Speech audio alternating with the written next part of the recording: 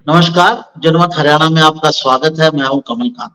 साथियों, राव इंद्रजीत जो हैं, उन्होंने अपनी पॉलिटिक्स जो है, अपनी राजनीति को बढ़ाना शुरू कर दिया है। हम 2-3 दिन से आपसे इस विषय पर चर्चा कर रहे हैं कि आखिर राव इंद्रजीत की मंशा क्या है, क्या चाहते हैं। और आज वो हिसार में आए, रादर वो कल से ही हिसार में आए हुए हैं, वहाँ अपनी मीटिंग्स कर रहे हैं। आज उनका कोई फंक्शन भी 4 बजे से है, अभी स्टार्ट हुआ है। कल वो झांसी जाएंगे, वहाँ अपना फंक्शन करेंगे। वहाँ उन्होंने साफ तौर पर कह दिया है कि वो अपने किसी एक कैंडिडेट को अपने किसी एक साथी को कैंडिडेट के रूप में प्रमोट करेंगे, जबकि वहाँ पर सिटिंग एमएलए है बीजेपी का विनोद बेहाना। तो ये पूरी राव इंद्रजीत की जो पूरी राजनीति है, उसकी असल में 3 पहलू हैं। पहला पहलू तो ये है कि उनको कैबिनेट मंत्री नहीं बनाया गया। उनसे पहले जबकि वो कैबिनेट में पिछली 2 बार से भी हैं, स्वतंत्र प्रभाव दिया गया। उनके ऊपर जो है मनोहर लाल खट्टर को कैबिनेट मंत्री बनाया गया। एक तो इश्यू ये है। दूसरा इश्यू ये है कि वो अपनी बेटी आरती राव को लंबे समय से टिकट दिलवाने की कोशिश कर रहे हैं। उनको पिछली बार भी टिकट नहीं मिला, हालांकि उनको कुछ आश्वासन दिया गया था। और तीसरा मुद्दा ये है कि वो मुख्यमंत्री की ख्वाहिश रखते हैं, हरियाणा के मुख्यमंत्री बनने की ख्वाहिश रखते हैं। और हरियाणा में अभी 3 महीने में चुनाव होने वाले हैं। तो इन तीनों संदर्भ में लेकर और भी अगर कोई मुद्दा है, इन सब पर हम चर्चा करेंगे। हमारे साथ जुड़े हुए हैं प्रद्युमन जी। आपका बहुत बहुत स्वागत है प्रद्युमन जी। प्रद्युमन जी को आप पहले से ही जानते हैं दर्शकों, और वो गहरी राजनीति रखते हैं। इस मुद्दे को भी उभारने वाले प्रद्युमन जी ही थे। प्रद्युमन जी की तरफ से ही ये बात पहले आई थी कि किस तरह से अपने एरिया जो गुड़गांव का मूलतः माना जाता है, कुछ भिवानी का एरिया भी माना जाता है, भिवानी महेंद्रगढ़ का, लेकिन उससे भी बाहर आकर जो है वो अपनी पहुंच बनाने की कोशिश कर रहे हैं। ये मुद्दा उन्होंने पहले उठाया था। तो प्रद्युमन जी, क्या कहना चाहेंगे, क्या गतिविधि लग रही है? क्या मुख्यमंत्री बनने का ख्वाब है, या बेटी को टिकट मिल जाए, या कैबिनेट मिल जाए, या कोई और बात? देखो, वर्तमान में जो हालात दिखाई दे रहे हैं, इतना तो निश्चित है कि हरियाणा विधानसभा के चुनाव होने से पहले केंद्र में मोदी जी की सरकार में कैबिनेट का कोई विस्तार या फेरबदल नहीं होगा। तो लिहाजा जो पहला सवाल है कि वो अब कैबिनेट मंत्री उनको बनाया जाए, उस पर तो फुल स्टॉप लग चुका है। ये अगर मंत्रिमंडल में कोई फेरबदल होगा तो ये अगले साल या उससे अगले साल ही होगा।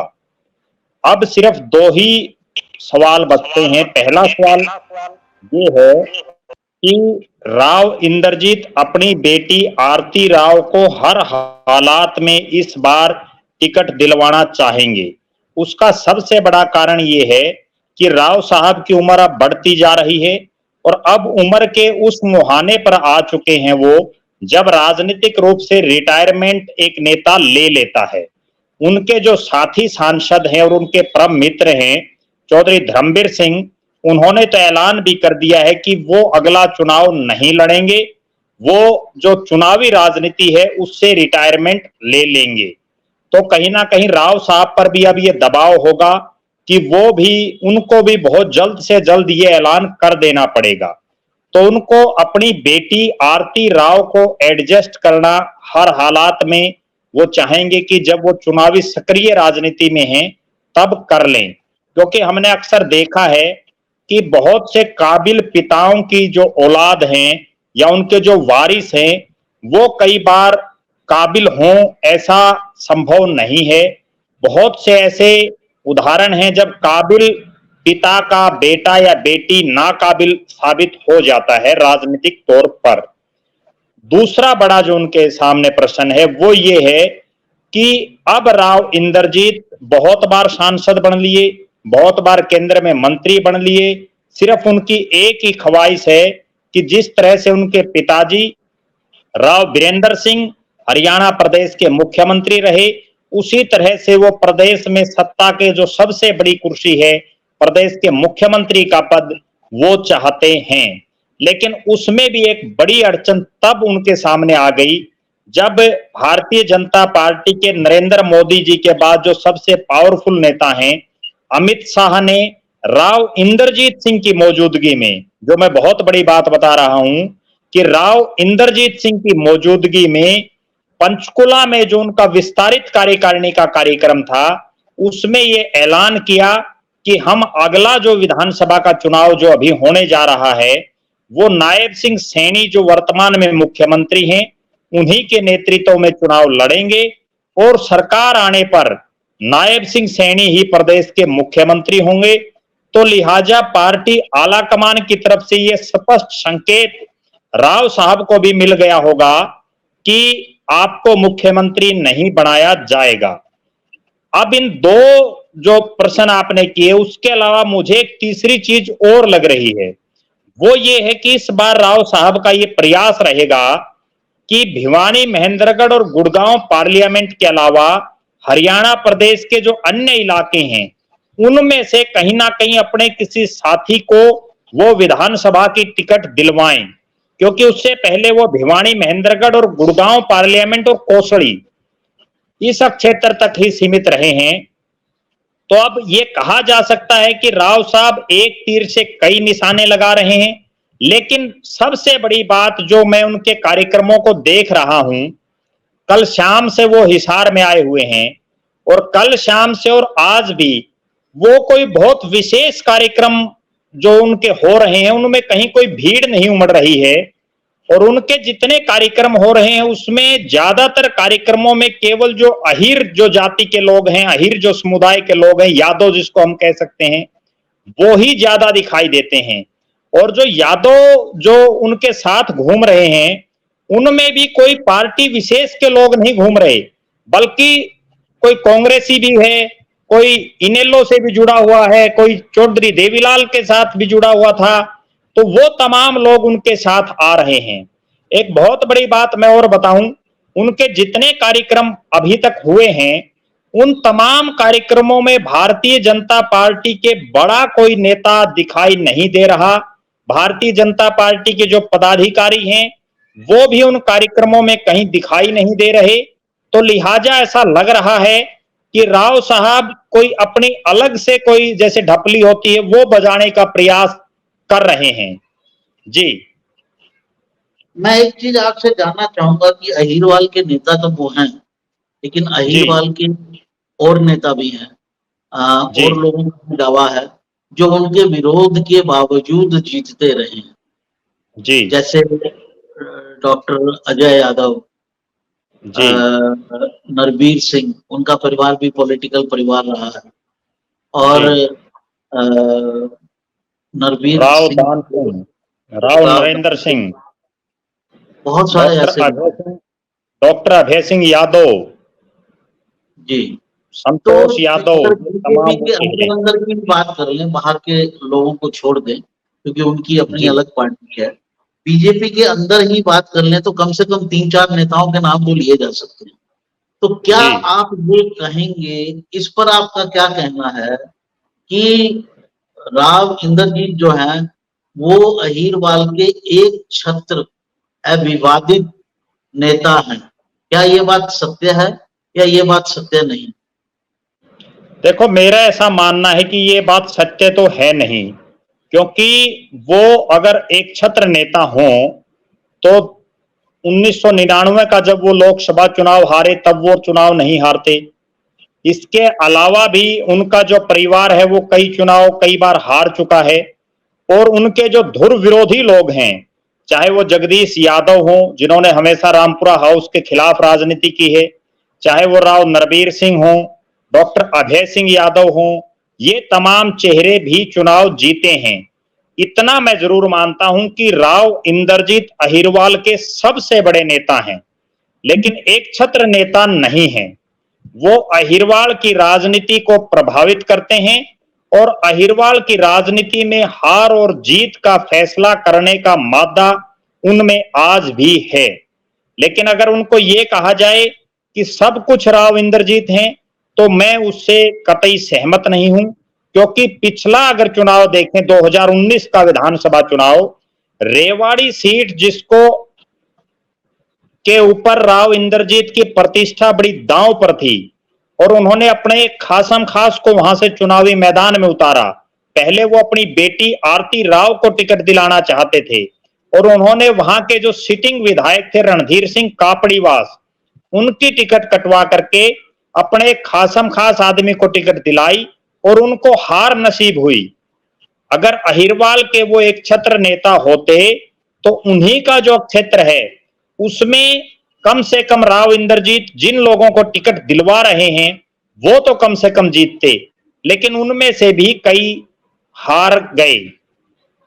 जी, मैं हमारे दर्शकों की जानकारी के लिए अहिरवाल की पॉलिटिक्स को हम थोड़ा सा डिस्कस कर रहे हैं।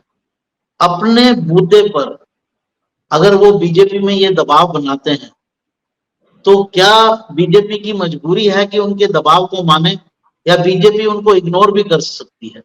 और अगर बीजेपी उनको इग्नोर करती है तो वो बीजेपी को कितनी सीटों का नुकसान पहुंचा सकते हैं? देखो, भारतीय जनता पार्टी, वैसे तो ये कहा जाता है कि जो नरेंद्र मोदी और अमित शाह ने जब से कमान संभाली है पार्टी की, ये दोनों नेता किसी भी क्षेत्रीय नेता के दबाव में नहीं आते, अपने हिसाब से ये फैसले लेते हैं और उसी का ये परिणाम है कि राव इंद्रजीत से बहुत ज्यादा राजनीतिक रूप से जूनियर भूपेंद्र यादव को इतनी बड़ी जिम्मेदारी दी। राव इंद्रजीत को जिन्होंने एक बार हराया हुआ है डॉक्टर सुधा यादव, उनको संसदीय बोर्ड जैसा जो सबसे बड़ा संगठन में आता है उसका उनको सदस्य बनाया गया। राव इंद्रजीत के सबसे खासम खास और सबसे चहेते ओम प्रकाश यादव को कैबिनेट से हटा दिया गया और उनकी जगह जो राव इंद्रजीत के धुर विरोधी हैं डॉक्टर अभय सिंह यादव, उनको मंत्री बनाया गया। कहीं ना कहीं ये दर्शा रहा है कि भारतीय जनता पार्टी पूरी तरह से राव साहब के दबाव में नहीं आने वाली है। हाँ, इतना जरूर है कि राव इंद्रजीत की राजनीतिक रूप से जितनी हैसियत है उस हिसाब से पार्टी उनको मान और सम्मान दे भी रही है।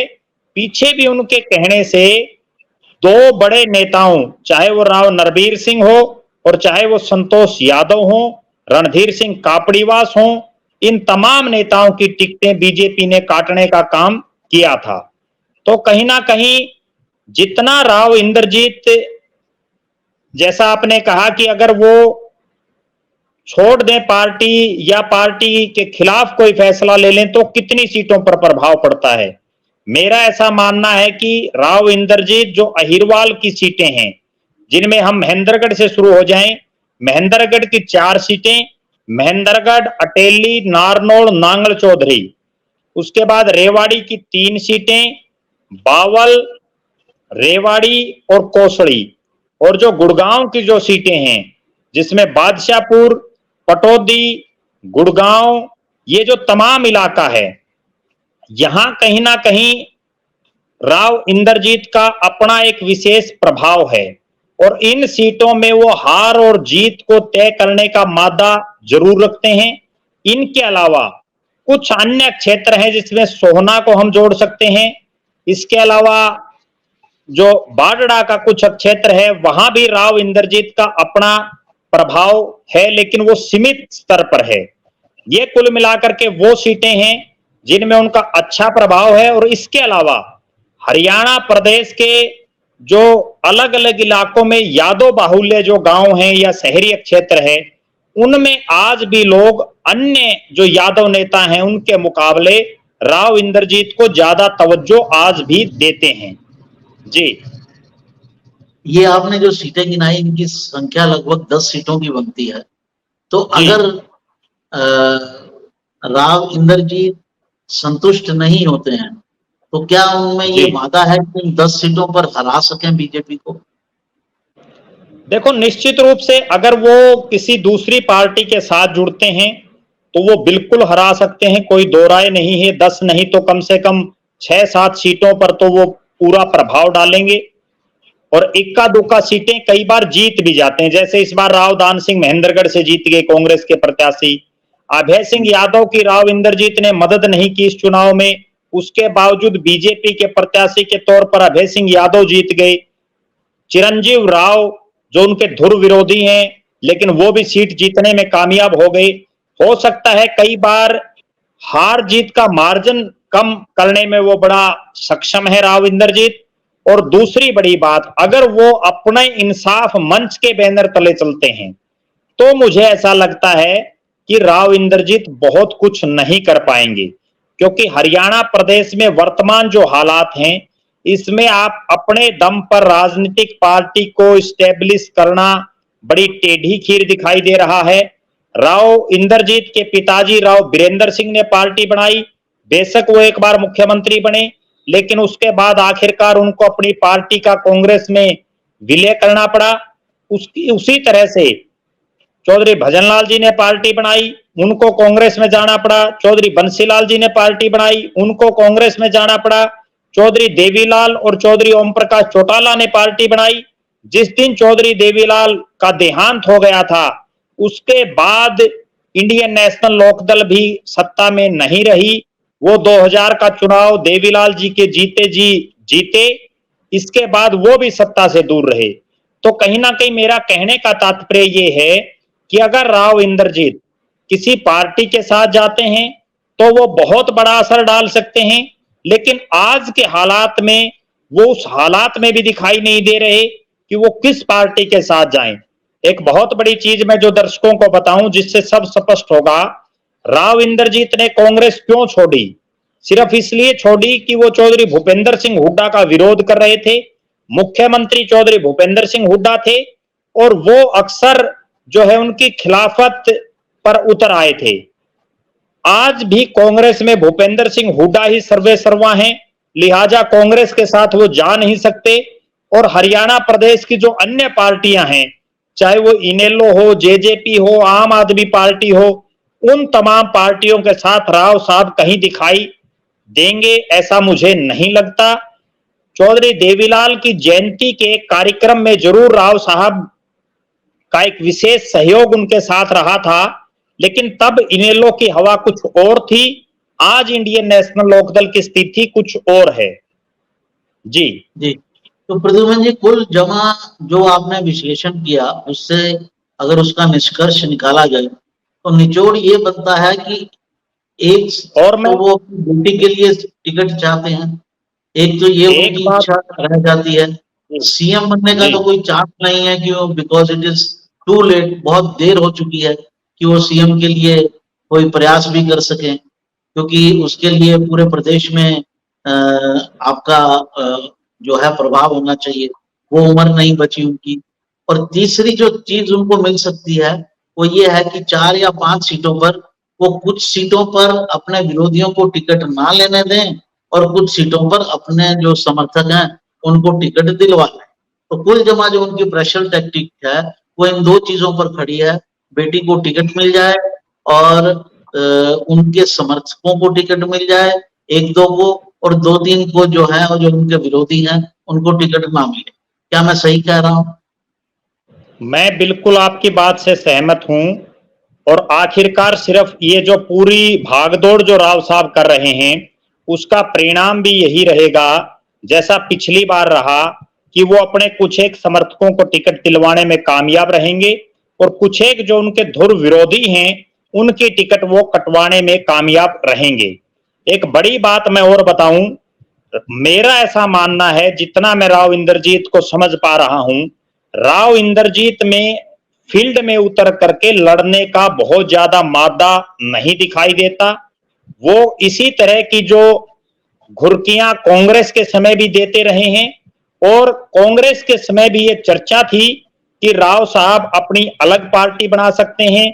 फिर उन्होंने इंसाफ मंच भी बनाया, फिर ये चर्चाएं चली कि वो इंसाफ मंच के बैनर तले हरियाणा में अपनी गतिविधियां बढ़ा करके और किसी पार्टी से अलायंस करके चुनाव लड़ेंगे, लेकिन वहां भी वो कुछ नहीं कर पाए।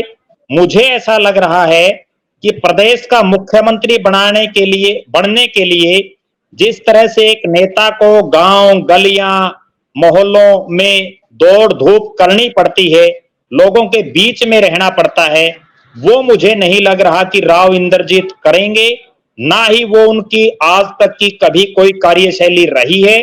वो हमेशा राजसी ठाठ बाट में रहे हैं और केवल दबाव की राजनीति करते हुए अपने खासम खास लोगों को टिकट दिलवा देते हैं और विरोधियों की टिकटें कटवा देते हैं। जी, इस बातचीत को हम यहीं समाप्त करते हैं। मुद्दे तो और भी हैं टच करने के। अगर वो दौड़ धूप करना चाहते तो हरियाणा के सीएम के लिए बहुत पहले करते, और बीजेपी में आने के बाद भी वो 3 टाइम से अब एमपी हो गए हैं, पहले भी रहे हैं।